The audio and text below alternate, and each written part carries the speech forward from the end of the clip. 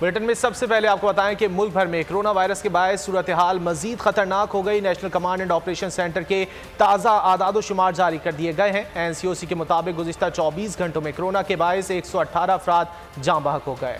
मोहलिक वबा के बायस मरने वालों की मजमूई तादाद 15,872 हो गई, जबकि 8.3 की औसत से 5,395 मस्बत केसेस रिपोर्ट किए गए।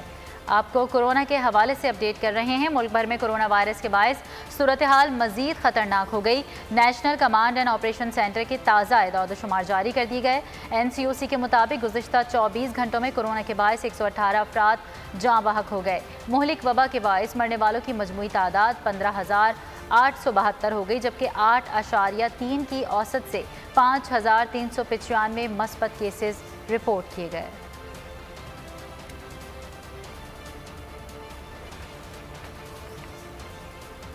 पंजाब के बेशतर शहरों में मूसलाधार बारिश से जल थल एक हो गया। बारिश से मौसम खुशगवार हो गया। शहर इक़्तिदार में तेज़ हवाओं और गरज चमक के साथ बादल बरसे। बारिश और तेज़ हवा के बायस मुतादिद इलाकों में बिजली गायब हो गई। न्यू रवात, सागरी, कहूटा, चकलाला, अडियाला जेल पार्क, सवा के फीडर मुतासर हुए। हसन अब्दाल, वाकैंट, लहरा, दोताना और गिरदोनवा को बिजली की सप्लाई में आर्जी तातुल दिखा गया। आईएसको चीफ ने फील्ड स्टाफ को जल्द अज जल्द बिजली बहाल करने के अहकामात जारी कर दिए।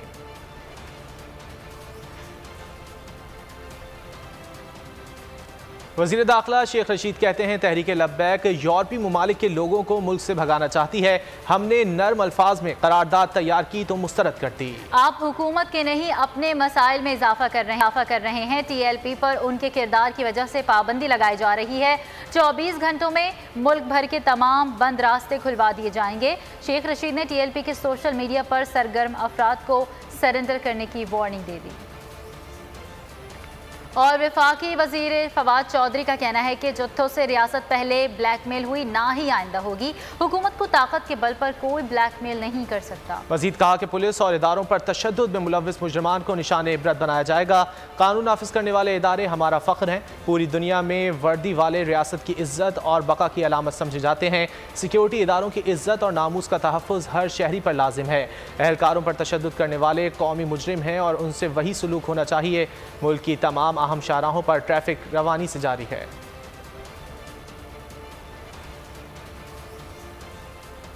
बिलावल भुट्टो की मुल्क के मुख्तलिफ हिस्सों में 3 रोज से जारी तशद्दुद की मजम्मत। कहते हैं अमलाक पर कब्जे और पुलिस हमलों की इजाज़त नहीं दी जा सकती। पीपल्स पार्टी का कहना है कि सेलेक्टेड हुकूमत ने मुल्क को दलदल में धकेल दिया। ऐसी खतरनाक दलदल में धकेला गया जहां कोई भी महफूज नहीं। चेयरमैन पीपल्स पार्टी ने पुरतशद्दुद वाक़यात में मुलव्विस मुल्ज़िमान के खिलाफ कानून के मुताबिक कार्रवाई का मुतालबा कर दिया।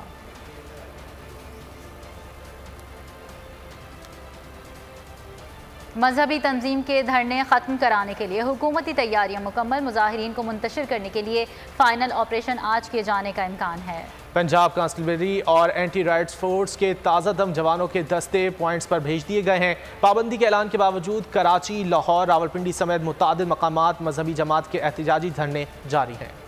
और इसी वाले से बात करेंगे बैरिस्टर वकास अब्रेज़ खान इस वक्त हमारे साथ मौजूद हैं। वकास, बहुत शुक्रिया आपके वक्त का। वकास, क्या समझते हैं आज जो है वो वफाकी काबीना की जानिब से जो है मंजूरी भी दे दी जाएगी TLP पर पाबंदी के हवाले से, क्या समझते हैं, इसे कैसा देख रहे हैं आप इस इकदाम को हुकूमत की जानिब से जो उठाया जा रहा है?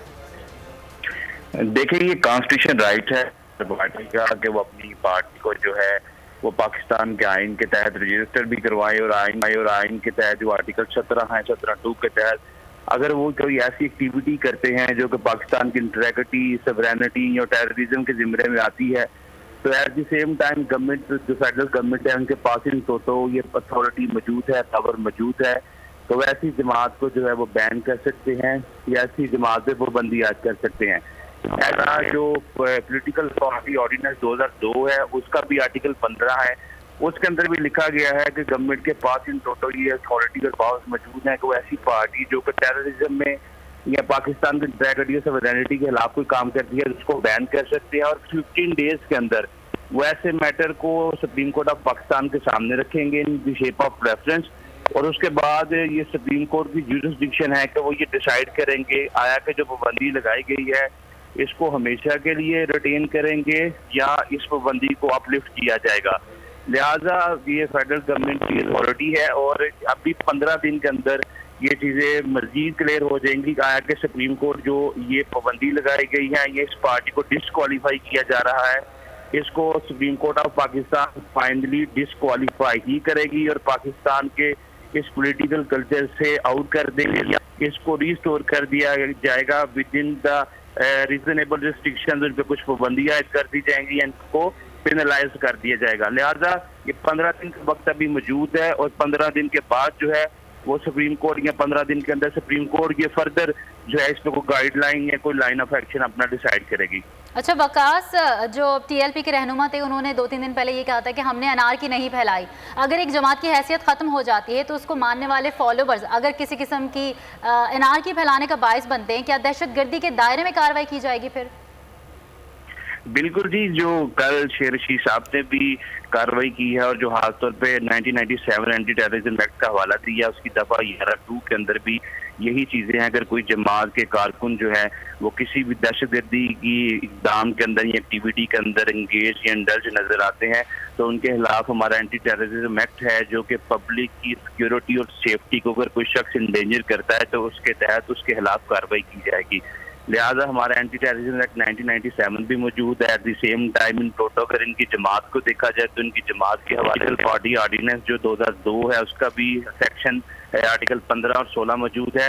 और एट द सेम टाइम जो बड़ी इंपॉर्टेंट बात है, चूंकि इनकी अभी जो है कुछ लोग असम्बलियों में भी बैठे हुए हैं, 2 या 3 सीटें हैं, तो अगर इनकी पार्टी को खत्म किया जाता है या मुकम्मल तौर पर डिस्क्वालीफाई किया जाता है पाकिस्तान के पोलिटिकल कल्चर से, तो सुप्रीम कोर्ट के डिसीजन के बाद वो जो 2 या 3 लोग जो कि इनके मेंबर है मजलिस शूरा पार्लियामेंट के, वो भी अपनी जो वहाँ पे सीट है या मेंबरशिप है वो भी खो देंगे।